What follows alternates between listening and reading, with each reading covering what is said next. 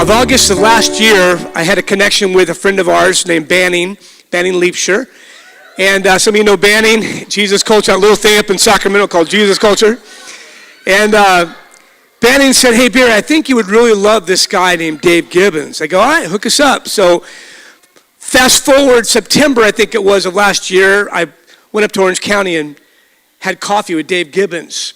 And little did I know that that initial meeting up in Irvine was going to lead me on a journey these last 6, 7, 8 months that has actually changed some of my trajectory of how I see how we operate as the body of Christ, as we see ourselves in terms of how we love the one, how we care for our neighbors, who is our neighbor.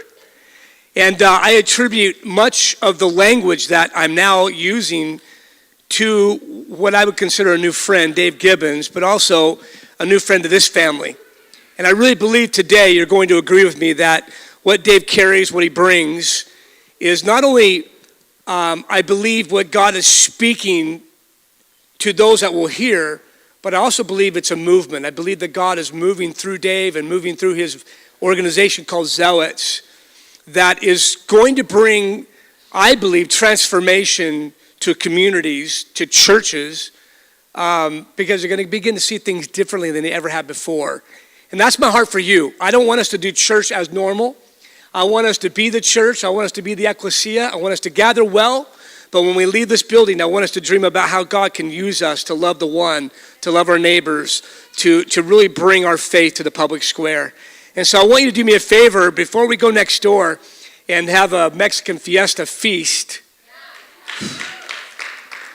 I want you to join me and welcome this morning Dave Gibbons.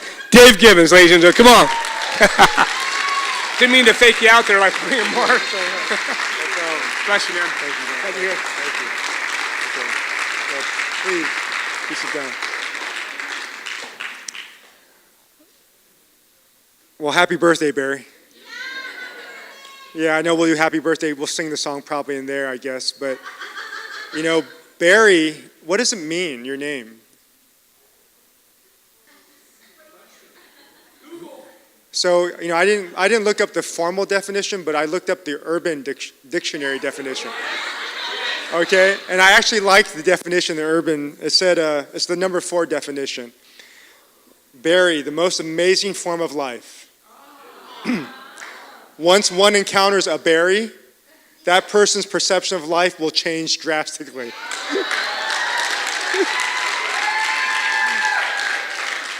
The weather in the world will forever be changed. Once you go berry, you won't go back. That's a great definition, man. You got to put that up on your wall. And then show that to your wife every night. I know Candy believes it. She's trying to. Well, you know, I've really enjoyed getting to know Barry and the staff, you know, Craig, Renee, Danny, you know, Juan, Shelby, you know, Kurt, who else am I? Selene, Landon. It's been really fun to get to know the team. I could tell that God's brought together a really unique group, I believe, that's going to make an impact not only in San Diego, but around the world. And when you think about a church, you actually don't have to be huge to have an impact in a city or a nation. Jesus, I think, did it right where he went to show us, because he could have done it any way. He could have gotten large millions of people around to show that he could impact everybody at one moment. But what he did is he showed us a way that was really simple. He did 3 and 12. And I think anybody can probably do 3 and 12. And 3 and 12 changed the world. And we're all impacted by the 3 and the 12. And so I want you to be encouraged that God's doing something here. And I want to kind of build on what I believe shifting in the atmosphere. Because when you meet a berry, the weather changes. All right? And then when you meet Jesus too, right, the world changes. So I have a thought I want to focus you upon today. There are 2 passages of scripture that we're going to look at. One from Isaiah 43, and the other one's from a really powerful passage that I looked at from Genesis chapter 41. In Isaiah, it brings me back to a thought from my own family. I'm a father of 4 children, and I have a child that's 28, 26, 24, and 22. And so I have 3 girls and a boy. And so I know, I look like I'm a young man. I know, they say Asians don't raisin. That's and so this is kind of our skin. This is what happens. I know you're getting jealous a little bit, but what happens is, I've been married for 33 years. Yeah. So I got married when I was 10, But what we were hoping for were a lot of kids. We imagined 6, 12 kids. We just thought we wanted a ton of kids. And so we had a first child. It was a daughter, and we were pumped up about that. But there was a lot of pressure when you come from Asian families that you have to have a boy. And so we started praying for, a child, and if it'd be a boy, it'd be great. But my parent-in-laws said, we prayed, and they're more charismatic, and, like us here, and they said, we had this vision that you're going to have a boy. So I was just convinced because they're very godly. So the day came when we're going to deliver our boy. And so, I was there, and Dr. Smith-Wason, the OBGYN, says, would you like to come in and help deliver the child because the baby's about to come out? And I said, yeah, that'd be my privilege.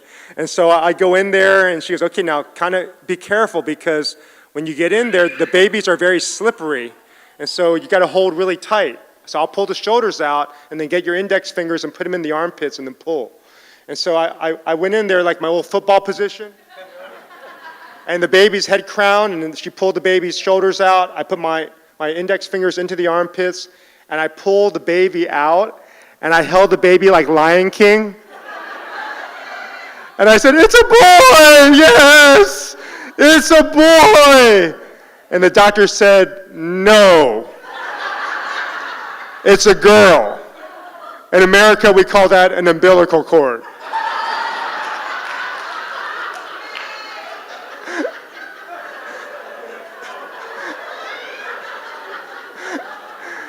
When you're in the heat of the moment, right, and things are crazy, but there's a lot of pressure on the guys, too. You're going to have these illusions that happen in chaos when things get tense and stressful. Hey, that happens in life. I imagine whether it's personally or whether it's as a church at Crosspointe, the truth is we always didn't experience that prayer that you just prayed, where you felt that abundance, where your debts are erased and you got tons of money, you got checks in the mail, you got gifts from people you don't know. It's like you got the opposite. You're getting bills that you don't know where they're coming from. You're getting criticism from who? You see, there's tons of stuff that, if we're really honest, they come our way and they cause us to get into a spin. And we start seeing lives in this distorted way. And maybe while we can talk about the truth, the reality is there's this underlying tension beneath this veneer of happiness, of really a dissatisfied life, of God, where are you really? Like I get excited at church, but when I'm going to work every day, man, I'm just grinding it. It's become like Groundhog's Day to me. What do you do? So I want to give you an encouragement today on how, even though there's chaos and you can develop illusions, God can show you the reality of your circumstance. And you don't have to live in this Pollyannish life where you're just talking about things in a glorious way when they're not. You can actually talk about brokenness and sadness because even if you look at the Psalms, Psalms have a ton of lament psalms, they call it. They're psalms of mourning. It's actually a hymnal for the Israeli people. They sang these songs. And so there's a reason why God wants us to be able to also mourn and to see the brokenness of the world and even the brokenness that we experience. It's real. But in the realness, what does he want us to capture? I want you to look at Isaiah chapter 43 first, all right? Isaiah 43. And I prayed about this, and I felt this passage was for your church. It says, say these first words with me. But forget all that. One more time. But forget all that. It is nothing compared to what I'm going to do. For I'm about to do something new. Say the word new with me. New. See, I've already begun. It doesn't say I'm going to do it. It says, see, I've already begun. Did you not see it? I will make a pathway through the wilderness. I will create rivers in the dry wasteland. The wild animals in the fields will thank me. The jackals and owls too, for giving them water in the desert. Yes, I'll make rivers in the dry wasteland so my chosen people can be refreshed. What's he saying to us today? Forget all of that. And then see what I'm now doing. I'm doing something new. So there's two words. It's first the idea of forget, and then the second word's focus. So it's forgetting and focusing. Okay, so what do we have to forget? Well, if you look at the previous verses before verses of 19 or 18 through 20, if you look at the verses 5 through 17, or somewhere around there, it says, I am the Lord your God, creator and king. I'm the Lord who opened a way through the waters, making a path through the sea. I called forth the mighty army of Egypt with all its chariots and horses. I drew them beneath the waves and they drowned, their lives snuffed out like a smoldering candle wick. So what was he telling them to forget? One of the greatest miracles ever, the crossing of the Red Sea. See, that's what he was referring to. He says, but forget all that. Why is he saying to forget all that? Because we can be stuck in the past. You ever hear people as they get older, they talk about the glory days of how God used to work and how things used to be, and it gets really old. You don't like sitting there a long time, especially when they tell the same stories. He says, but forget all that. What you find is, as we get older, you'll hear some of your friends, when they hit in their late 30s, 40s, and it increases and they get in their 50s and 60s. They catch a little disease. It's called the WSC disease. The would have, should have, could have disease. I wish I would have done this. I should have done this. I could have done that. And I say, hey, forget all that. It's just wasting your time. He says, are you now seeing what I'm doing new? You see, if you focus too much on the past, you're going to live a life of regret. If you focus too much on the future, you're going to start to worry. What's hard to do is to live fully in the present. You see, maybe life's not so much like a journey like you hear all the time, where we're just going from A to Z. Maybe let's see life in this metaphor. Maybe it's more like a dance. Because when you're in a dance, you're totally intoxicated with the one you're with. You're breathing in their fragrance. You're lost in the moment. Maybe that's how life's supposed to be. Not so much regretting the past and just looking back, we should have done that. Or looking forward to the future, oh, I don't know what I'm going to do, how God's going to take care. Can you live right now and see the beauty in the moment? Because if you can see right now, he's creating something new. Now, what is the new thing he's creating? Well, he alludes to it in the early part of Isaiah 43, verse 18, when he says, forget all that. He's talking about a new mind. Because you need to create a new mind. So we're going to talk about how you do that in a moment. We need a new mind because our mind is the thing that governs a lot of how we feel and what we'll actually act upon. So if you're not acting right or you're not feeling right, if you're finding yourself spinning out a lot of it has to do with what you're thinking about. You'll become what you think about. That's what Proverbs says. As a man thinks in his heart, so he becomes. Okay? So that's why fundamentally ask yourself, I'm feeling really sad right now. Well, why is it? What am I meditating on right now that's not really true? And then ask yourself, what is true? And then you start meditating on that. Like if you think that God's not around, it's going to make you sad. Where are you, God? But if you go, God, you're definitely here. And you care about me. And you love me.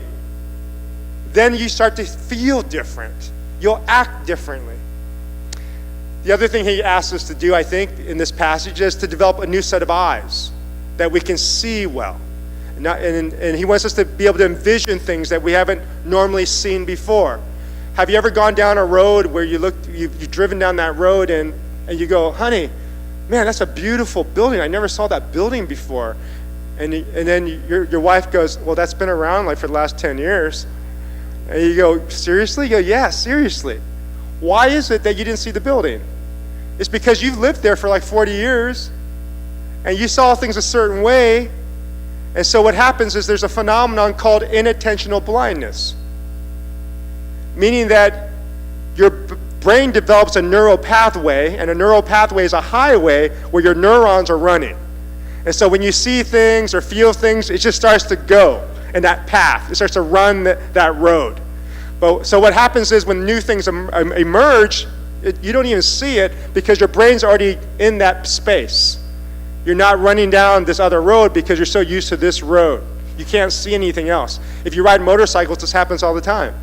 When you ride motorcycles, like literally people are looking at a motorcyclist next to them and they don't see them. They run right into them. Not because they're mad at them. It's because they're used to seeing cars. So what do we have to do? Well, he says, notice something. I'm developing some new things, so you have to see them. So what we have to ask God is for eyes to see the things maybe we're not seeing. Ask God to create a new neural pathway in your brain to awaken to the beauty that's now emerging in your life. The other thing he says that he's doing is he's making a new pathway. He's making a new way for you. He's creating it right now. What's really sad about this, for a lot of us, we believe that some of the passage of Scripture, and I believe in all the Scripture, but we've taken it in a literal way. Have you ever heard this passage from Ecclesiastes, which says, there is nothing new under the sun? So how have we interpreted that? That God's doing no new creations. Everything's old, just a rehash of the old. Is that really true? Well, it's in the Bible. It's in Ecclesiastes. You see, that genre of literature in Ecclesiastes was poetry. It wasn't meant to be taken literally, because also in the poetic section of the Bible, in Proverbs, you have this one statement that says, train up a child in the way they shall go, and when they're old, they're not going to depart from it. Well, have you ever met a person who's trained up their child in the way they should go, and they departed from it? Why is that? Because Proverbs is like a general statement. It's a poetic section. You know, it's generally true, but it wasn't meant to be absolute. So in the same way, when you think about this idea, there's nothing new under the sun, it doesn't literally mean there's no new things being created. Because the Bible says that there's actually these new songs that God can give us in the Scriptures. He says his faithfulness is new every morning. He says in Joel 2 that there's going to be these new visions and dreams. So the reality is, he's creating something new today. And this is important, especially for us a little older folks. Because sometimes we think, I don't have the energy. We talked about that. I don't have the energy. I know. Listen up. I may not have enough energy. I got to have these young people do it. And I say, are you kidding me? You know what? Abraham was how old? 99 or so, I think, when God called him to go a direction he didn't know he was supposed to go. You know what? He says young and old. The key in this whole thing is not your literal age, it's your heart. Because I actually met 20-year-olds who were acting like 90-year-olds. And I've met 90-year-olds who are like 20. So you see, it's about understanding that God is creating something new. There was a study that was done of a group of people, it's a focus group, and they discovered that this one group had creative genius, 98% of them. You know what the group this was? Kindergartners. They had 98% creative genius. But they found out over the years it went down. Why is that? Because we boxed the artist up. We tell them, you can't create anything new. You're just kind of rehashing the old. So just kind of, just learn the sciences and the math. Forget about the arts because you can't make any money from it. I'll tell you what, God is creating something new. If you're an artist, and most of you are, if it's 98% of us are that way when you're in kindergarten, that means there's something already there. There's a muscle that he's already given us. So we have to ask God, whether I'm 90 or whether I'm 9, God, what do you want me to create? Because we're made in his image, right? And there's no greater creator than God himself. And so if I'm not being creative, I'm not living out some of the muscle and the energy that God's given me. And because we believe this, a lot of us don't believe that we're actually creative. You're going to stay in a rut. And you're going to stay in the same old thinking. And what you're thinking is like you're thinking like an orphan. And God says, hey, listen, forget the past. Your old glory days. It's not that you're going to totally eradicate it. They're a book you can pull out and you can look at it again. They're still there, but he says, don't pay attention so much to that. He goes, would you pay attention to what I'm doing right now? I'm doing something new in La Mesa. I'm doing something new in your home. I'm doing something new in you. Do you feel a new song, a new way coming out in you? So don't get discouraged about your children. Don't get discouraged about you don't have this relationship yet. Don't get discouraged because you tried 4 times and it didn't work. God's doing something new. Then he says he's going to make this river, this life, like going to flow out of the desert. I love all this stuff. So I was praying, asking God, come on, God, these are really great things to speak about, and I know we can fire people up. They're really good truths, but is there a living example of this? And there is. And he's one of my favorite characters in the Bible. And he's a character, I was just in Israel. I just came back 3 days ago. And so I walked the grounds where this man walked. And I looked where some of his predecessors were looking from the mountains. I was literally walking the same ground. And he's one of my heroes. And in Genesis 41, you'll find him. You know what his name is? His name is Joseph. I want you to think about Joseph before we look at this passage. Was Joseph crazy? A little bit. He was a little crazy when he was younger. Why? Because he had this crazy dream. And he was crazy enough to tell his brothers about it. He was a favored child. I mean, he was that kid, in the family that mama doted over this little one, Joseph. And so did the father. And Joseph got a multicolored coat. He was so special. None of the other brothers did. Well, Joseph, he had this dream. It was a crazy dream. He had the boldness to tell his brothers about the dream. I mean, he must have told them a lot, because they said when he saw him coming over the horizon when they were working, "Here comes the dreamer." And then as he came, he told them the dream. "Hey guys, I got this dream from God." "Well, what is it?" "You're all going to bow down to me." See, that's a crazy dream. I mean, you don't want to say that to your older brothers, especially if you're the favored one. But he's probably lacking a little bit of self-awareness, right? A little bit. And so he's there, and he's telling this thing, and the brother's getting irate. The more he's telling this story about this dream, the more the ire is rising up in them. And a few of them, they went to kill him. That's what the Bible said. They went to kill him. Reuben and Judah, they were kind of more a little cautious about it. Say, no, let's not do that. So they eventually decided to throw him into a pit. They threw him in a pit. Imagine some of them probably wanted them to die. But eventually they were talked into the fact, well, let's not kill him. Let's go ahead and sell him. So they sold him into slavery. So he had a crazy dream. He was thrown into a pit. Then he was sold into slavery. Now imagine this. You're betrayed by your brothers.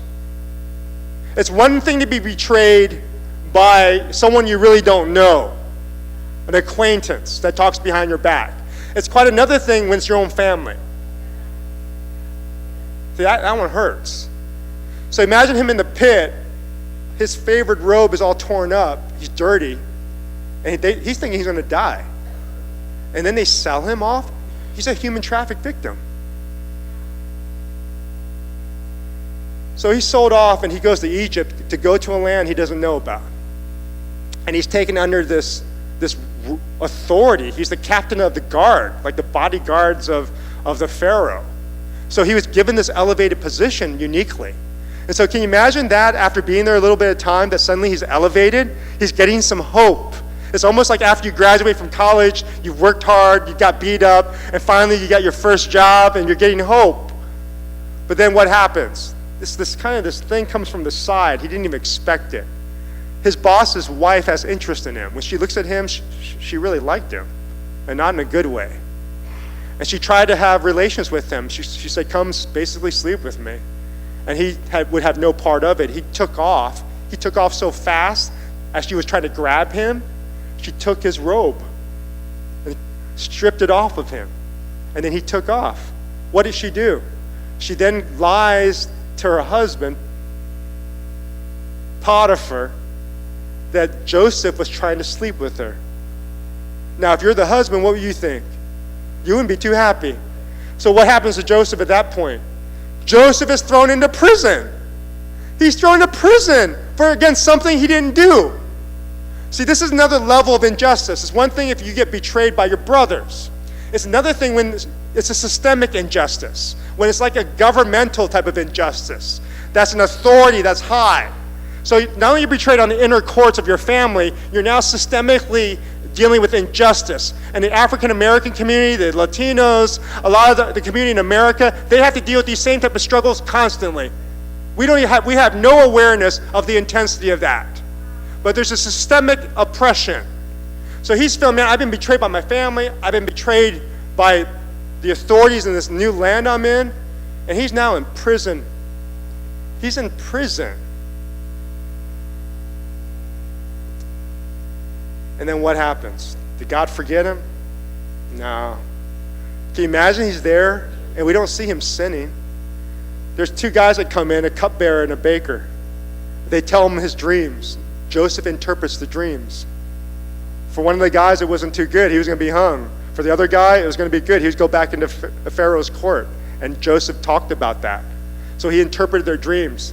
Eventually what would happen is that one guy would get killed, the other one would get elevated, and there would be a moment where Pharaoh, who's like the king of the land, he would be in this conundrum. He had this dream and he could not interpret it. So the cupbearer basically said, I know a guy that interpreted my dream, and surely he can interpret your dream. And he just said, well, who is that guy? Well, this guy named Joseph. I met in prison. So the Pharaoh then invites Joseph, and he interprets the dream. That's where we find Joseph right now in Genesis chapter 41. Look at your Bibles. You have it. Genesis 41, verse 38. And I'll just comment as we read and wrap it up, all right? So Pharaoh asked his officials, can we find anyone else like this man? He's talking about Joseph. So obviously filled with the Spirit of God. Have you had anybody ever say that about you? When you walk by them, oh, so obviously filled with the Spirit of God. I'm not talking about at church. I'm talking about when you're at work. Oh, so obviously, man, whispering to people, he's filled with the Spirit of God. That's what Pharaoh is saying about Joseph, the king. It's like the CEO saying that in your company. Then Pharaoh said to Joseph, since God has revealed the meaning of the dreams to you, clearly no one else is as intelligent or wise as you are. You will be in charge of my court, and all my people will take orders from you.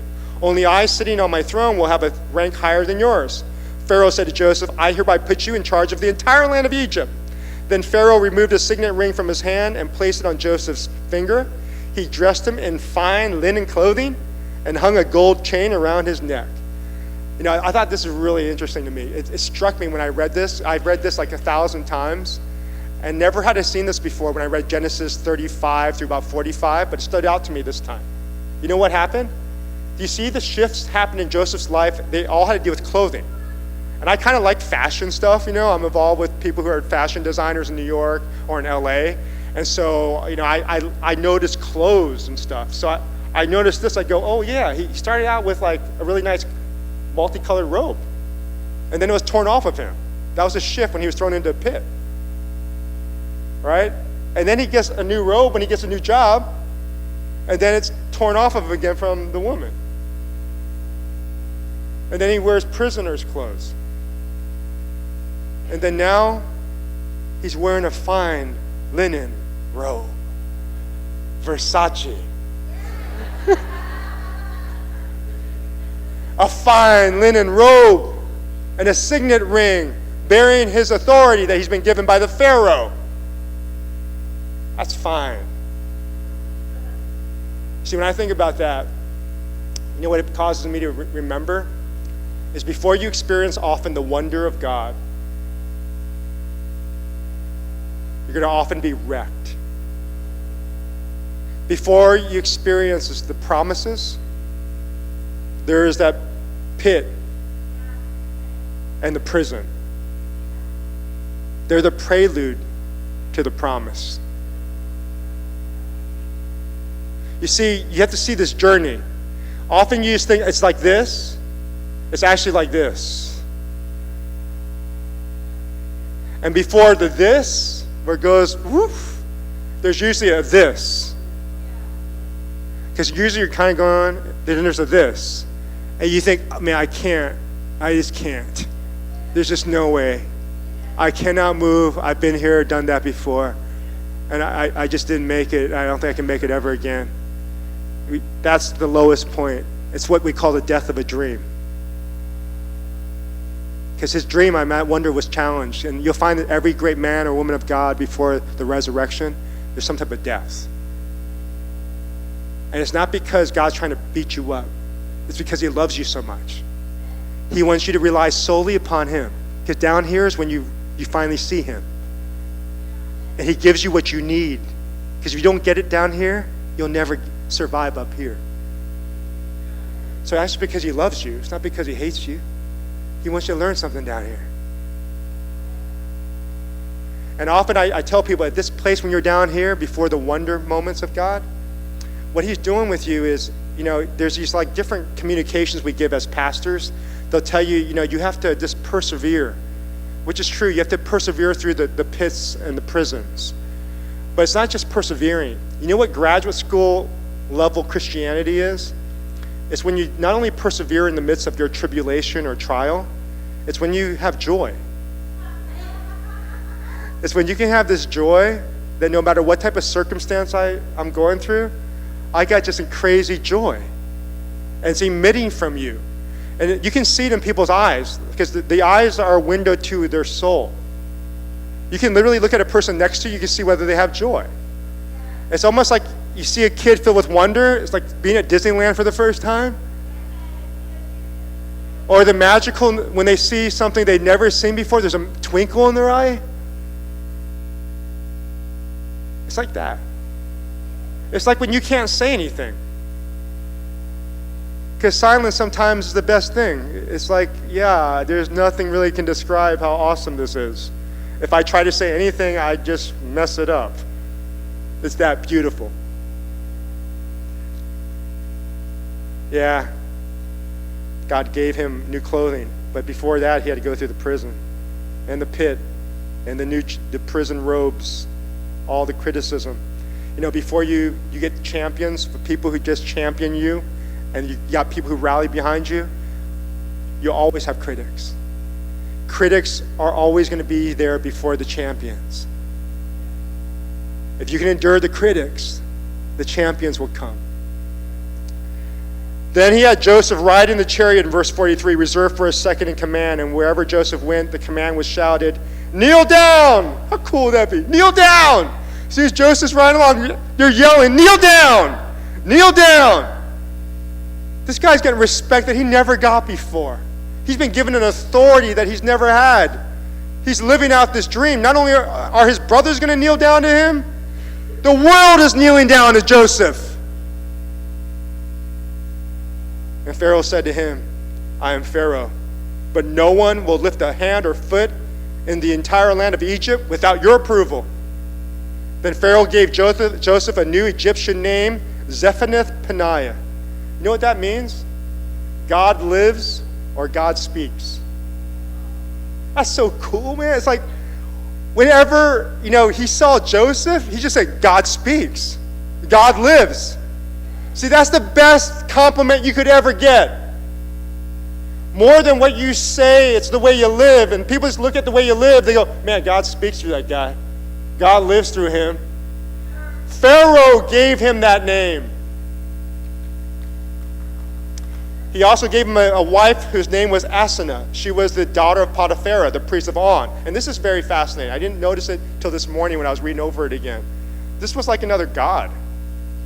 He married a person who was a follower of God. You know what that tells me? Sometimes life's a little bit messy, isn't it? Because you're expecting this perfect little story, but it was still a little messy. He couldn't really deny it because it was a gift from the Pharaoh. He had to accept it. It's part of the culture of the land. He was 30 years old when he began serving the court, and that's important. He wasn't 60, he wasn't 50, he wasn't middle-aged. He was 30. Young people can serve God. And when Joseph left Pharaoh's presence, he inspected the entire land of Egypt, As predicted, for 7 years, the land produced bumper crops. During those years, Joseph gathered all the crops grown in Egypt and stored the grain from the surrounding fields in the cities. He piled up huge amounts of grain like sand on the seashore. Finally, he stopped keeping records because there was too much to measure. During this time, before the first of the famine years, 2 sons were born to Joseph and his wife, Asenath, the daughter of Potiphar, the priest of On. And Joseph named his older son Manasseh, for he said, God has made me forget all my troubles and everyone in my father's family.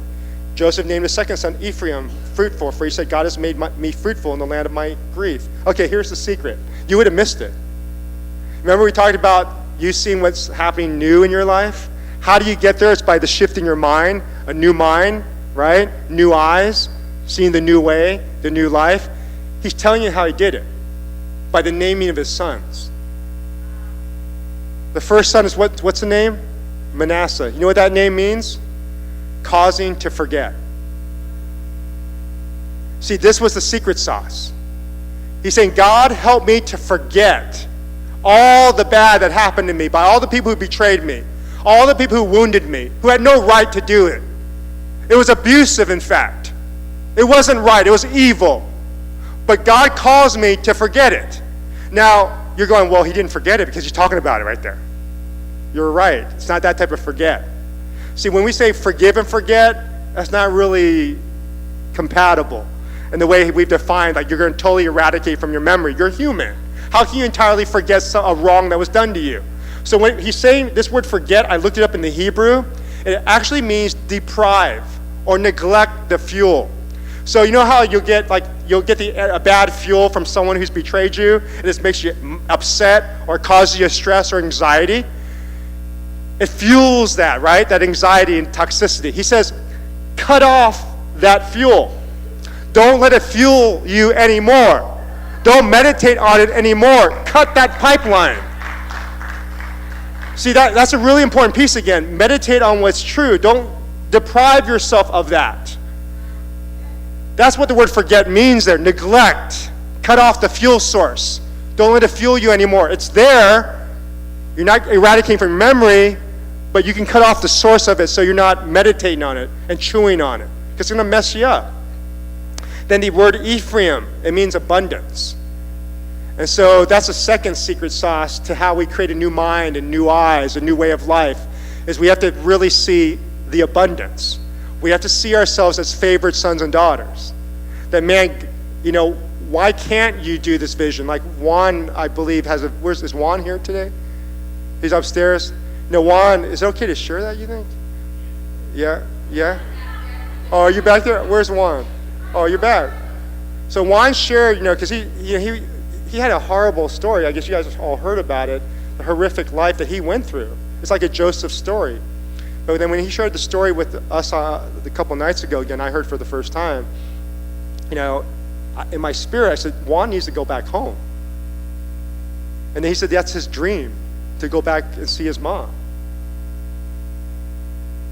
And I said, why aren't you doing it? He said, well, it's like $7,000 to go back to Argentina. I said, I don't think so. And I go, even so, I think people would support you.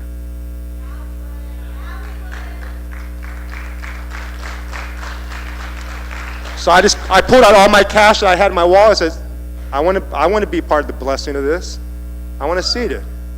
I want to seed Barry's thing to Africa. You see how that natural that is when you really love someone? You don't even think about, oh, what's in my wallet? Yeah, here it is. You're not even thinking.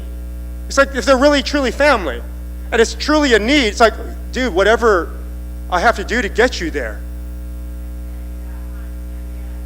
See, that's God's heart. That's a heart of abundance. But if you have an orphan spirit and you just look at what you don't have all the time, you start protecting yourself and you miss out. Again, you're not seeing what's around you. You're only seeing what's in your hand. And you go, that's it. And God said, no, there's a lot more out here. There's things growing. So what I love about this is he says, Manasseh. God calls me to forget. I'm going to cut off the source of energy of the things that are toxic in my mind. And then secondly, Ephraim. I'm going to understand that there's abundance around me. God's given me true abundance, even though it may not look like it sometimes. I live in the desert. He's given me so much abundance in the wilderness. And then what you see Joseph doing is, man, he lives it out. It says in verse 53 in closing, he said, at last the 7 years of bumper crops throughout the land of Egypt came to an end. Then the 7 years of famine began, just as Joseph had predicted. The famine also struck all the surrounding countries, but throughout Egypt there was plenty of food. Eventually, however, the famine spread throughout the land of Egypt as well. And when the people cried out to Pharaoh for food, he told them, go to Joseph and do whatever he tells you. So with severe famine everywhere, Joseph opened up the storehouses, and he distributed grain to the Egyptians, for the famine was severe throughout the land of Egypt. And people from all over or all around came to Egypt to buy grain from Joseph, because the famine was severe throughout the land. You know what I think this is telling us? Is that as we get this new mindset of the new things God's creating around us, that God's causing us to forget, cutting off the sources that can make us live a toxic life. He's also Ephraim, there's this idea of like he's given us abundance. You know what activates it? It's what you saw just there. Generosity!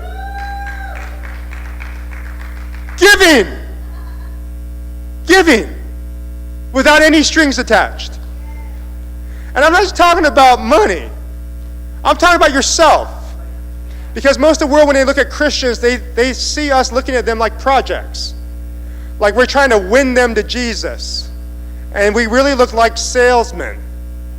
We're being nice to them so we can invite them to church. Why can't you just be nice to them? Why can't you just love them? Because this generation of millennials and the Z and Y generation, they're so market savvy that they know when someone's trying to pitch them something.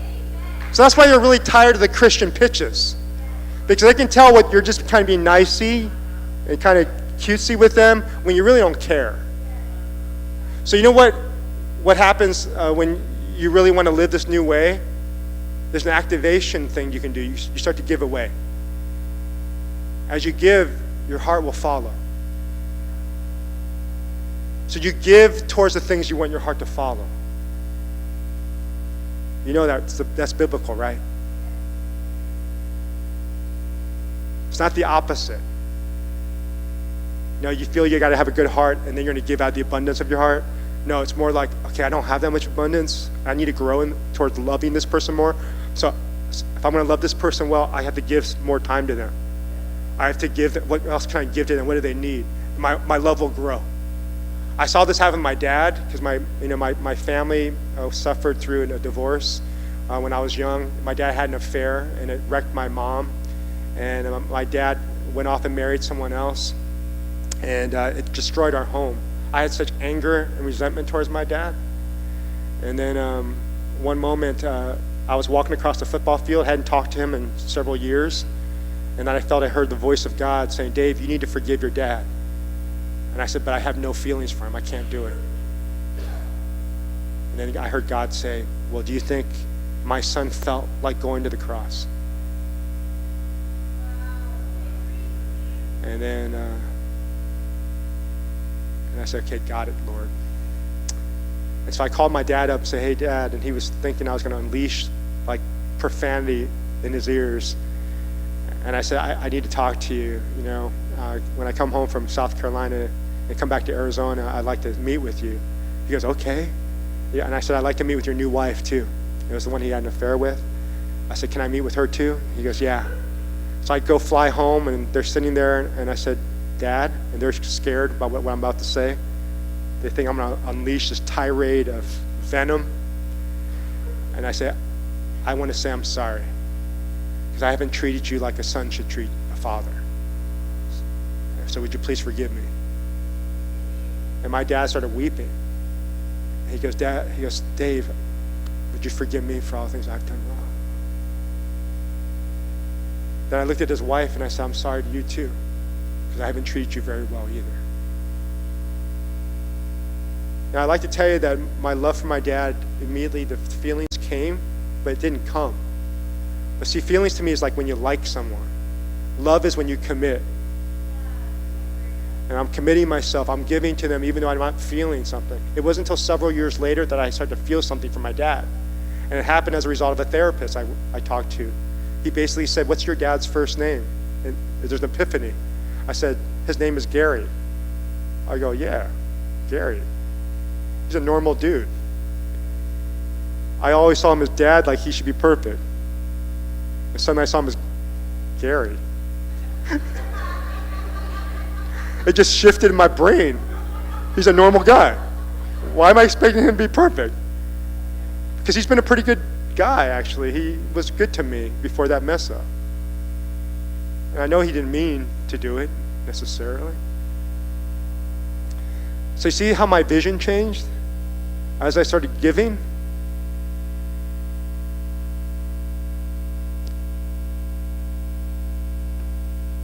You guys know you're loved here at Crosspointe, right? My daughter was she was in YWAM, and she had lots of things happen, but she wasn't open to the charismatic stuff initially, because I don't come from a charismatic background. I come from a more Presbyterian Baptist background, more liturgical. So we believe the stuff that, when I saw people dancing here and stuff like that, if my friends that I grew up with saw you doing that, those people are definitely crazy. I know. I could, and but what happened is my daughter, she helped open up our whole family to the Spirit. And she was traveling in New York, and there was one woman that was known for the prophetic. Like whatever she said was spot on. So everybody, like from YWAM, the charismatic circles, knew who she was. And so they always wanted a word from her. So she happened to be in Grand Central Station, one of the busiest stations in the world. And she was in there. She saw the woman was there. And they were like sharing the, Jesus with different people. But my daughter Karis was hoping that this woman would somehow see her and say something to her. My daughter wasn't going to be aggressive about it. But then as the hours passed, suddenly my daughter's heart, I imagine, started racing as the woman started approaching her. And she goes, what's your name? And my daughter says, my name's Karis. And my daughter got all excited. And she goes, I have something for you. And my daughter perked up. What is it? God really loves your father.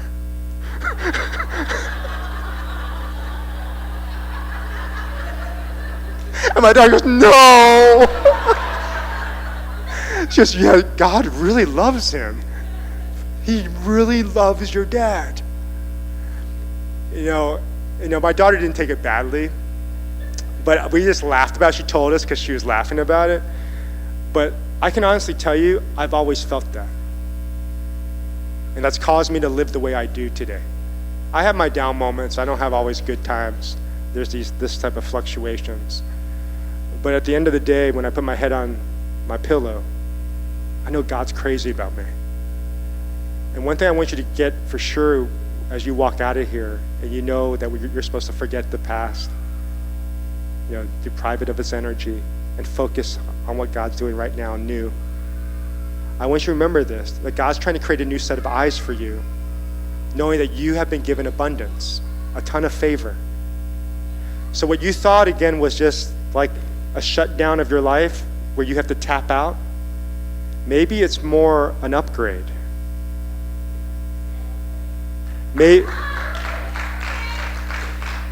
Maybe instead of seeing this as a new season, I want to encourage you, don't see it as a new season. See it as a new book. Yeah, because God's writing a new book. Because like books, you finish it, you put it on the shelf, it's there, you can pull it out if you need to. But imagine he's writing a new book for you. Again, I don't care what age you are. So my prayer for you is that you have eyes to see. There's a woman this teenage girl that I saw it in her. She has eyes to see. So I leave this visual with you, and as you watch her life, I would ask you that you pray that God would give you the same eyes and beyond, to see the new things that's growing around you. Let's play that video of Alyssa.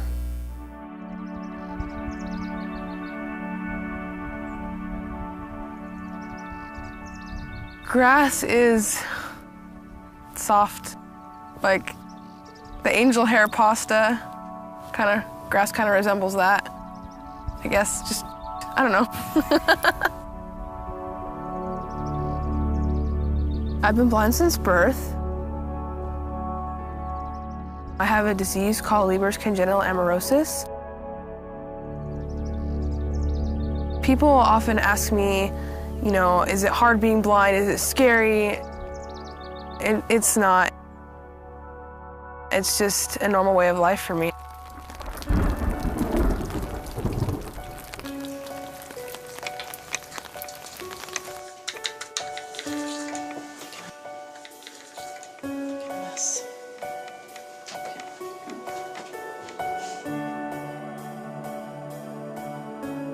There was a time in my life when I was angry about being blind. I was very into makeup and trying to look my best. I really wanted to look in the mirror and see what I looked like, but I couldn't. The Lord spoke to me and He told me that I am beautiful on the inside and that I don't have to worry about what I look like on the outside, and that He is the only one who can tell me what I look like. The mirror can't.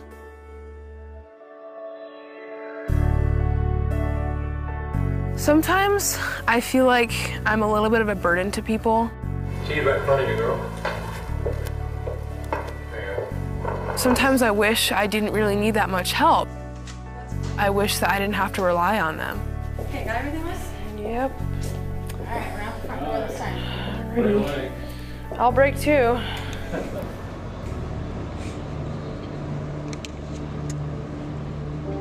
If I could see, I don't think my faith would be as strong. Because for a blind person, you have to rely on the Lord. It's like your faith becomes more real because you're used to not seeing things. You're used to believing in someone that you can't see. Like, for example, my mom, I can't see her. I may be able to hear her, but even if I couldn't, I can't see her, but I know she's there. So for me, I think it's easier to know and to understand that though I can't see God, He's really there. I think it has a lot to do with walking by faith and not by sight.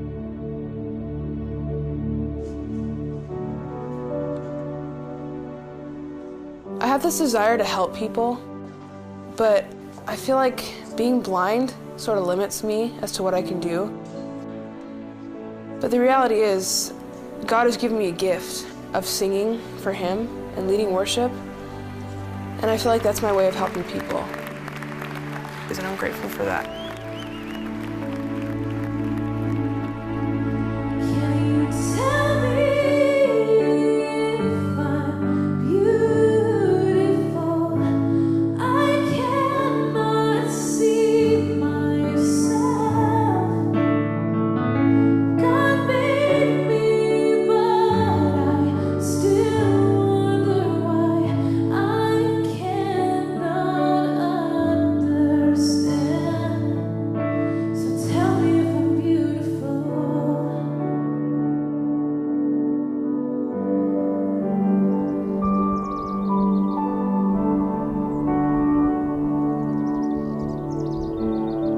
I have so much joy and so much anticipation because I know that the first face I'm ever going to see is Jesus,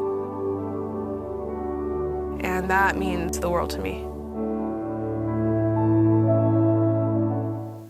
No matter what's happened physically to you or what you're currently experiencing, you can see. So what I want us to do is claim today the creation that God's doing in us, the new work. He's creating a new mind. He's creating new eyes. He's creating a new way. He's creating new life.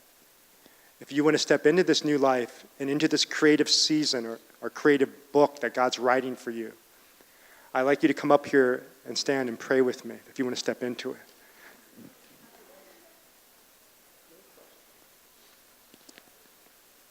Then I want you to say this prayer. Come on up. You're stepping into the new book that he's writing. Forget the past. He's doing a new thing. Don't you see it? God never stops working. John 5, he's at work in and around you constantly. He doesn't sleep. So just hold your hands out, and would you pray this prayer?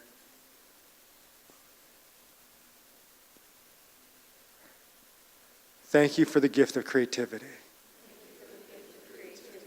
Thank you for creating a new heart in me. Thank you for constantly creating a new mind in me. Help me now to see all the things you're creating. To dance with you. To absorb the beauty of the now. Holy Spirit, I cut off all the toxic energy of the past. And I receive the full pipeline of energy from the Spirit. To wash off all the negative. And to receive what is true, beautiful, lovely, and powerful.